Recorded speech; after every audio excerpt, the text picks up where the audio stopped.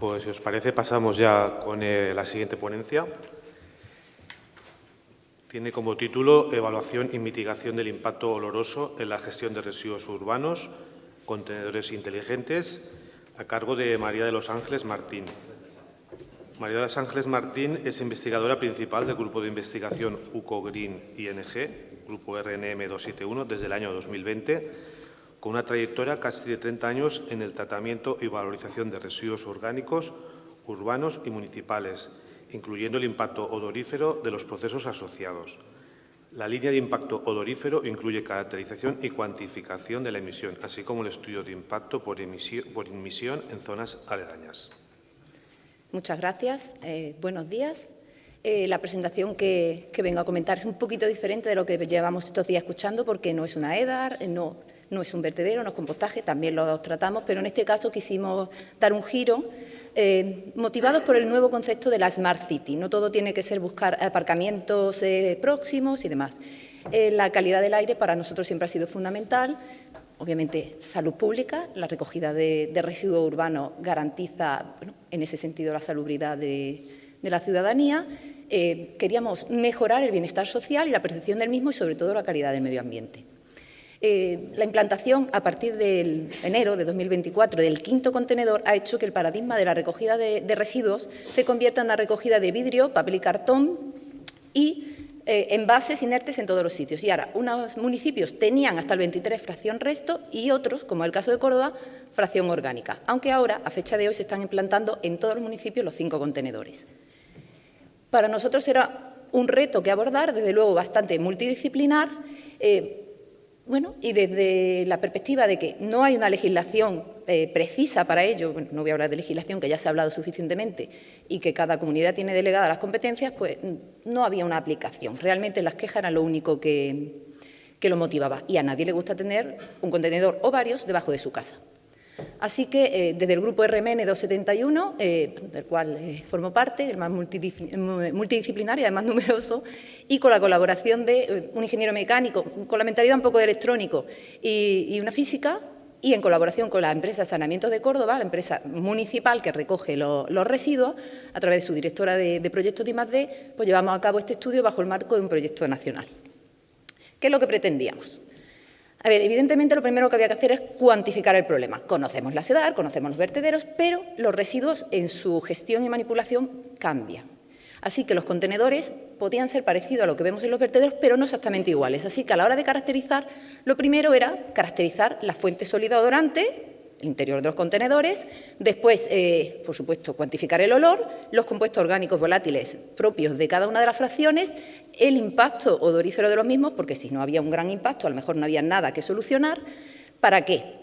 Para que junto con el concepto del Internet de las cosas hiciéramos unos contenedores inteligentes, sensorizados, pero nuestra pretensión no era sensorizar compuestos únicamente, sino olor, para tener datos en tiempo real. Ese fue el reto que nos propusimos, así que los dispositivos multisensor era la única opción que teníamos. Los contenedores tienen geolocalización, el sistema de comunicación era LoRa o LoRaWAN, porque tenemos ya 2 prototipos, porque el título es caracterización, vamos a enfocar cuál es el problema, para la mitigación. Tenemos que decir cómo mitigar, y es señal de alarma, y ven camión y recoge el contenedor. Este estudio se ha llevado a cabo en Córdoba, en el sur de España. Ahí tenéis una gráfica de la temperatura promedio de Córdoba a lo largo de todo el año. Es una ciudad relativamente cálida de temperatura, con lo cual la desorción de los compuestos orgánicos volátiles en los contenedores pues, es evidente, ¿verdad? Hemos utilizado los distritos sanitarios porque podíamos disponer de densidad demográfica censada de los mismos y el número de contenedores, hay casi 6.000 contenedores en Córdoba. Hemos hecho un estudio en 232 puntos de recogida de basura, insisto, en este caso en la fracción orgánica e inorgánica, hasta 2023 y estamos ampliando a la fracción resto ahora en 2024. Se ha tomado muestra del espacio de cabeza, de la fracción sólida, como ya hemos dicho, temperatura, humedad relativa, porque condicionan el olor, así como se ha cuantificado, en este caso la preconcentración con Carbovac, centenas, no fue suficiente para determinar los compuestos orgánicos volátiles más relevantes, en concreto lo hemos agrupado en familias, y la olfatometría dinámica.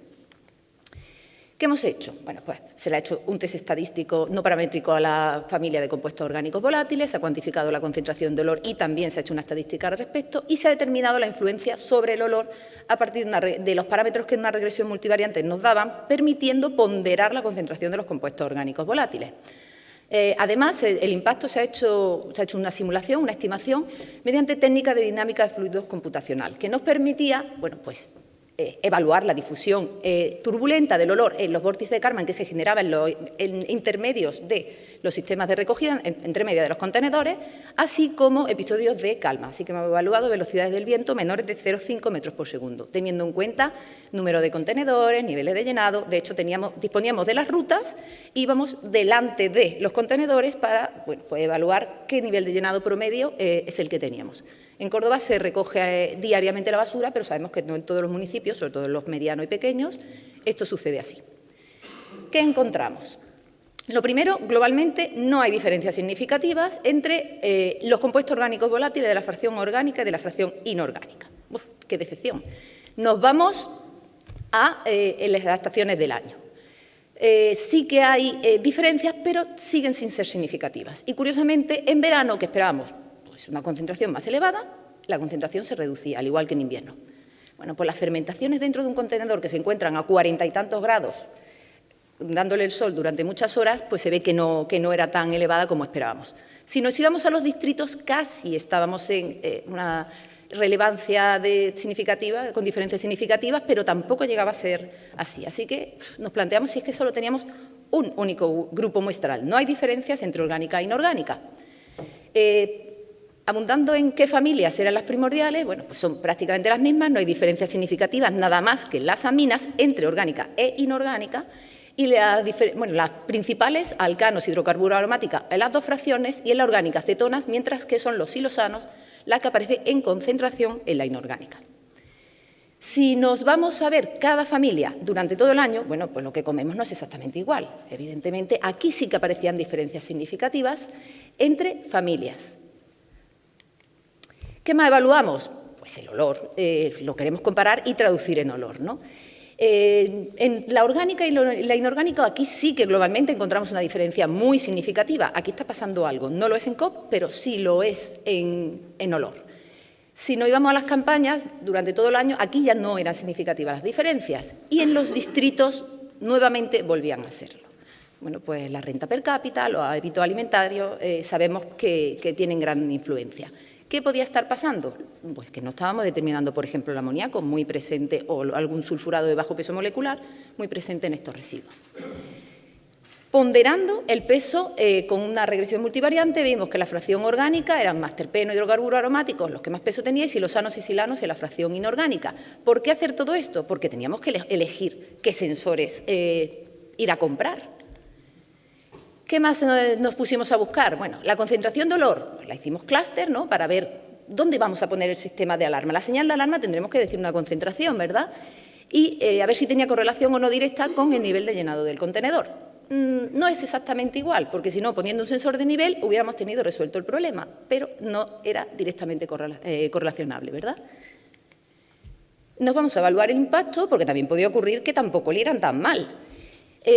Con la tasa promedio de emisión de toda la ciudad de Córdoba, tanto en un contenedor orgánico como en un contenedor inorgánico, se hizo una estimación viendo que entre 1 y 2 metros en la de acercamiento a la orgánica ya pues olía mal, estaba el máximo de emisión, o sea, el máximo de inmisión, perdón, y en la inorgánica un poquito más cerca, 1 metro. Aún así, es que la inorgánica olía mucho más de lo que nos esperábamos.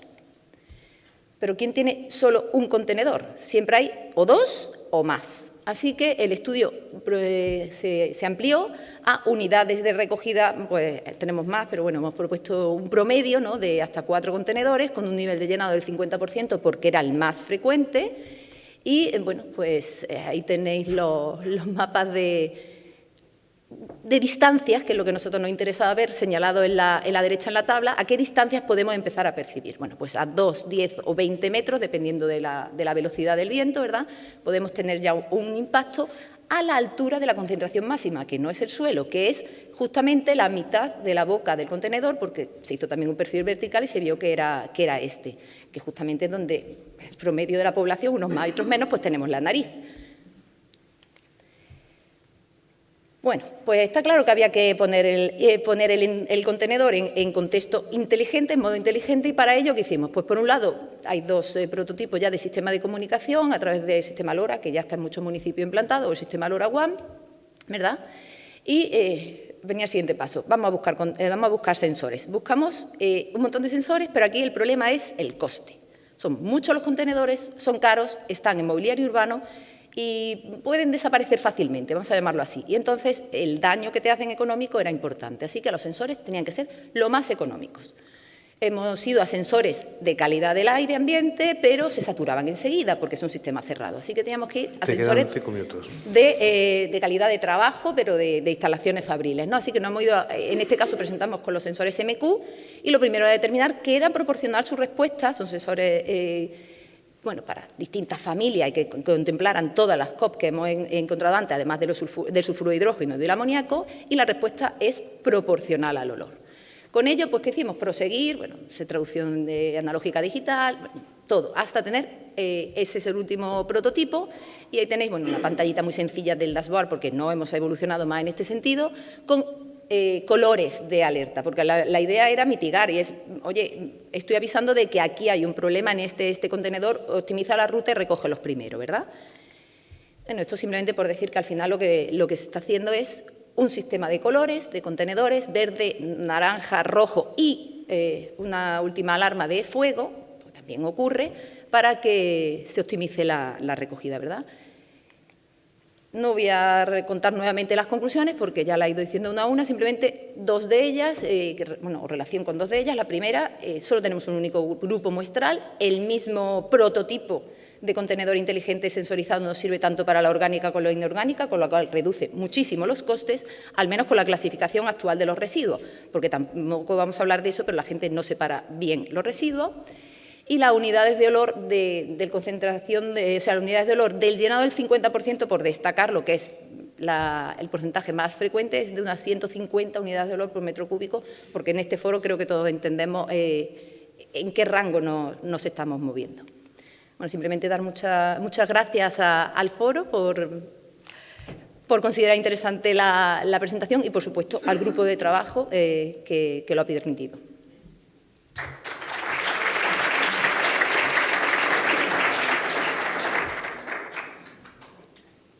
¿Tenemos aquí alguna pregunta? Sí, muy buenas. Dicho claramente, ¿qué sensórica habéis empleado? Sí, los contaminantes. Los contaminantes. Los contaminantes. Son sensores electroquímicos. El coste de otro tipo de sensores, yo he visto aquí maravillas, pero nosotros no podemos poner sensores de alto coste. Es que hay casi Córdoba es pequeña y tiene casi 6.000 contenedores. Entonces, lo más económico. En concreto, en este caso, eran los MQ. Son sensores para instalaciones fabriles. Hemos probado muchos más, pero insisto, es que hemos visto reproducibilidad, que todos sabemos lo que hay que jugar con eso, reproducibilidad, robustez, rangos de concentración, son muchos aspectos hasta llegar a cuáles son los más adecuados. En este caso, los MQ. Pero tenemos una evaluación de muchos, ¿no? Queríamos que tuvieran la mayor respuesta posible, para la variación que fuera más sensible. Sensores abundar un poco en la pregunta de Rafa, ¿de metano eran los sensores? A ver, metano, tenemos sensores de sulfuro de hidrógeno, mercaptanos, amoníaco, sensores de alcoholes. De ahí haber hecho primero el estudio de qué familias eran las más relevantes para ir a tiro hecho a por ellas. O sea, tenéis como 4 sensores de metano, alcoholes, ¿no? No son sensores que... algunos de los sensores son sensibles a más de una familia. Por ejemplo, los de mercaptanos también son sensibles a alcohol. De ahí que luego el algoritmo de traducción de olor haya que hacerlo específico para cada conjunto de sensores. Vale, pero yo tenía otra pregunta. Esta era porque no me había quedado muy claro. Y como ha preguntado Rafa, ya quería yo enterarme un poco mejor. La pregunta era, ¿cómo habéis medido...? Porque medir la concentración en un contenedor es muy sencillo. Lo que no entiendo, o lo que no he entendido muy bien en tu presentación, es cómo habéis medido la tasa de emisión. O sea, el caudal de emisión hasta fuera del contenedor, porque eso me parece un reto tremendo. No, bueno, yo creo que todos conocemos los dispositivos de toma de muestra de concentración de olor, conocemos los caudales de succión, es simplemente una fórmula. De hecho, no le he querido volver a poner porque se ha puesto en otra presentación de la Universidad de Córdoba, pero es que teniendo en cuenta el caudal es suficiente. ¿Y qué caudal habéis puesto? El toma muestras. El caudal del toma muestras. Vale, pero es diferente del caudal que pueda salir de... A ver, el flujo difusivo del contenedor, los contenedores, yo no sé en el resto del sitio, pero yo creo que son todos prácticamente iguales, tienen bocas y las bocas tienen unas lamas por eso. para evitar que migre. Tenemos también nasal range, es que no se puede contar todo en el mismo sitio, tenemos nasal range para ver que verdaderamente lo que estamos cuantificando es real, ¿no? Es una estimación, insisto, hemos hecho estimación y es más o menos realista, ¿no? Cotejar y validar, no nos quedaba otro remedio, pero al final tienes que hacer un cálculo. Ok. Muchas gracias, Ángeles.